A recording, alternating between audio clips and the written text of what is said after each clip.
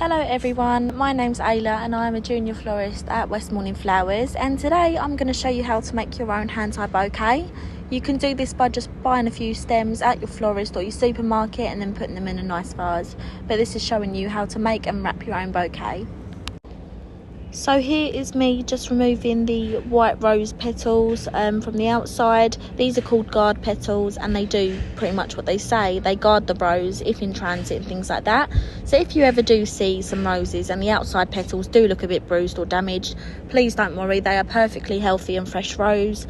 They just need to be removed, the guard petals on them. Moving on to my yellow Gemini, we have them here. So because Geminis don't have any leaves on to condition, we simply just take a little wire and we gently pop it at the top of the head of the Gemini, not all the way through, and then we just twist the wire the whole way down the stem. This is because Geminis, they drink too much water when they're in a vase, and because of that they will flop over quite easily. So just by the support of the wire, it means the Gemini can just stay upright for as long as your bouquet lasts. So here is me just finishing the rest of my Geminis, and I'll be shortly moving on to our aster. Here we are. So on this particular stem of aster, there was quite a lot of leaves on the bottom of the stem. You want to remove these, as when you put them in a vase or in water, if any of them leaves get into the water, then it will be contaminated and it can cause all bacteria to grow in the water, leaving your flowers to wilt quite quickly. So we just remove them and we make sure that no leaves are in the water line or above the neck of the vase. And here's me just conditioning some of my Veronica. I'm just taking all of the leaves off. Some more guard petals off of the roses. You don't need a lot of them off, just literally just the outside rim of them. And then you just go through all your flowers. This is Lysianthus that I'm doing now. It's got quite fleshy leaves, so I'm just removing them so nothing can contaminate that water, and it will leave you the longest lasting flowers. Okay, and we're nearly done with all the boring stuff now, so shortly we'll be moving on. So now all my flowers are conditioned and my foliage, I am then just going to grab one of my roses, pop a bit of foliage around there, just making a small collar around my rose. This is so all of my flower is spaced nicely and nothing's too squashed together and no stems can be damaged or broken. So there's me with my Alchemilla, I'm just going in there now, and my Astrantia. These are filler flowers, so they just fill the bouquet a little bit more. Then I'm going in with one of my focals, which will be my yellow Gemini, just placing that round, and a stem of aster as well. You will want to keep that spiral as well, all go in the same direction. You don't want any crossed stems in the bouquet. So here is me just continuing to add some spray roses as well. I'm just correcting, your bouquet will move, the flowers in your bouquet will move. So don't be, frightened if it just moves completely out of place, not where you want it. You have to keep going round your bouquet as you add the flowers in and keep correcting it, because they are stubborn and it won't go the way you want it to straight away. And I'm just moving and placing all my flowers, and sometimes you might pop a flower in there and you think it looks good, but then when you add another flower in there, you don't want it to quite sit in the position you've put it in. So it's fine to keep chopping and changing the way your bouquet goes. It's completely up to you how you want it to look. So for me today, I'm going for quite a neat commercial style bouquet. That's something that we would sell in the florist, something we'd sell on the stand, just for anyone to come and grab. And here is me just adding a little bit of eucalyptus to the bouquet. I feel like it really lightens it up, and everyone loves eucalyptus. It smells beautiful, it looks beautiful, and it just adds something more elegant into your bouquet. I will just leave the video playing for a few seconds just so you can keep seeing the process in which I'm doing. It's quite repetitive, but you just have to keep going with it and you'll eventually see a little bit of progress. So I'll leave it for a few seconds now.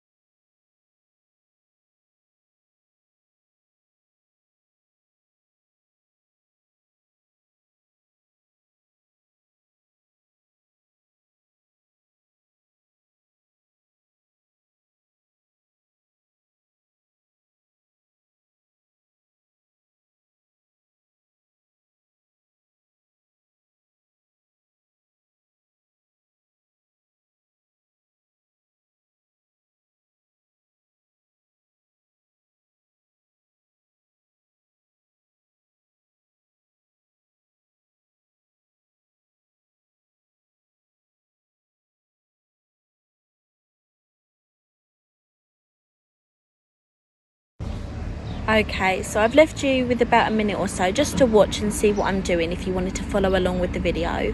I'm nearly finished this bouquet now. I'm just adding a little collar of foliage around the end for any of the flowers that feel a little bit unsupported. You want it to be quite firm, so if it's in its own vase it will stand up nicely and no flowers will fall out. And that's what you can see me doing there, just correcting the placement of the flowers if they've moved throughout the time. Adding a little bit more foliage in there, trying to figure out where it should go.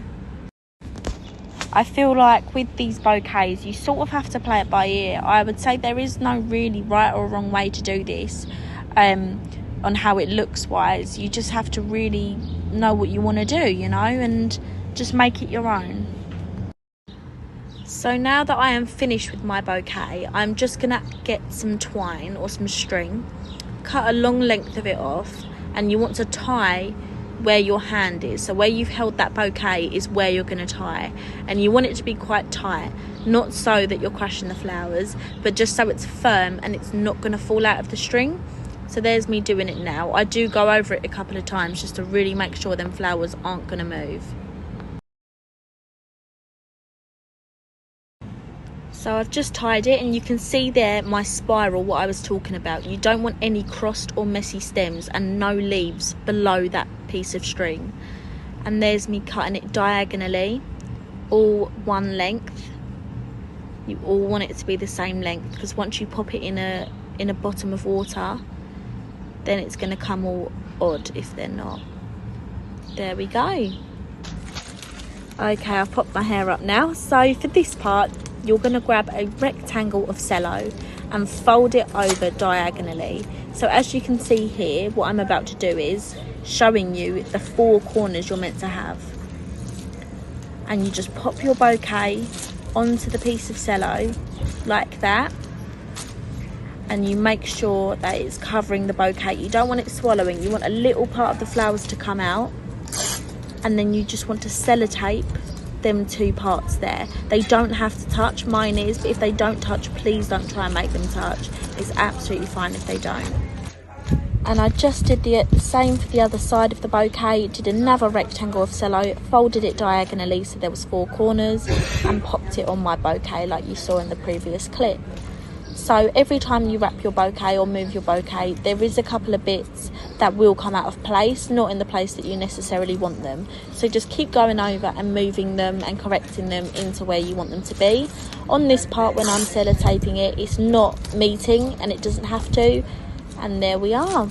So the flowers are slightly coming out of the wrapping, but that is beautiful. It makes it look less squashed, a lot bigger than it actually is, but it's absolutely beautiful. Nice summer bouquet. Okay, and now straight into the bottom, you want to cut a large square of cellophane, any colour, but we use clear here. And you're just going to put it on your bench or wherever you're working and pop your bouquet. Perfect. And you want a little bum. The bottom of this is quite small. Usually they are a lot bigger, but it depends how long you're planning to keep the bouquet in that bubble of water for. For me, it will only be, you know, a day or so it doesn't really matter if you keep topping it up. And you just tie the bottom on there, and you want it to be tight, because once the water goes in, it can become quite heavy, and you don't want it to fall off in the bag, because people can be transporting it in the car or anything like that, and you don't want it all over their things.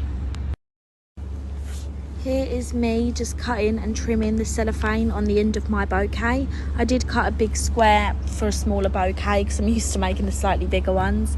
And here's me just getting one of our Westmorning Flowers bags, which we put all of our bouquets in, opening that up, and then I'm just popping the bouquet inside that bag. Here I have just got a little jug of water. Our one already has flower food in, but you would put a sachet in some normal water because you don't have the pump, if you don't have the pump. And you just fill it up through the centre of the bouquet, just enough, do it very slowly but surely, just enough so it fills the whole of that bubble that you've just put on the bottom of the bouquet. And turn it round, cut all the bits of cellophane that are coming out the bag or whatever container you're using. Just make sure these aren't in direct heat and they are someplace cool as well. And here we are, this is the bouquet all done, and this is how we would sell it in the shop in the nice bag. We do also put flower food instructions on there on how to take care of the bouquet. I am just adding a little bit of glitter onto mine, so I'm just putting some of the floral adhesive on there. And then of course my favourite part, adding the glitter on there just for a little bit of shimmer, blowing it all off, and there we go. That's all done for you. You can keep them in these bags for up to 48 hours as well. Just a reminder, once you take your bouquet out of the box, you will recut the stems and then pop them in your own vase. Thank you for watching. Bye.